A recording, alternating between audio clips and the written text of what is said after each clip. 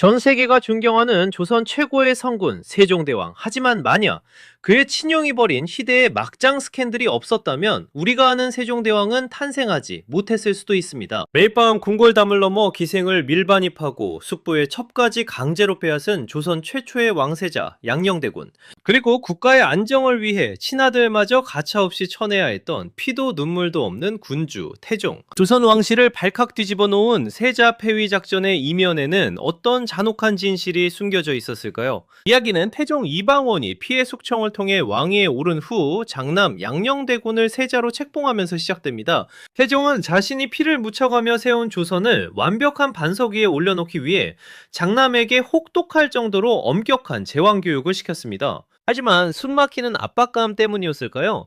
자라면서 양녕대군은 학문을 멀리하고 사냥과 여색에 비정상적으로 집착하기 시작합니다. 세자 양녕의 기행은 갈수록 대담해졌습니다. 한양의 기생들과 밤새 술판을 벌이는 것은 약과였습니다. 심지어 어리라는 이름의 여인에게 완전히 매료되었는데 그녀는 다름 아닌 전직 고위 관료이자 왕실 종친의 첩이었습니다. 한마디로 친척 어르신의 여인을 강제로 빼앗아 걸레로 밀반입한 것입니다.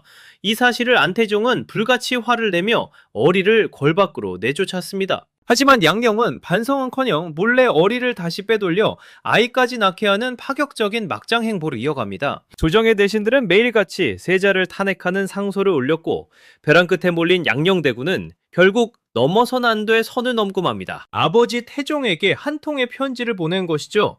아바마마께서도 처첩을 많이 거느리시면서 왜 저의 여자 문제만 가지고 이러십니까? 정 그러시면 제가 세자 자리를 물러나면 그만 아닙니까? 감히 왕이자 아버지인 태종의 사생활을 정면으로 비판하며 협박한 것입니다.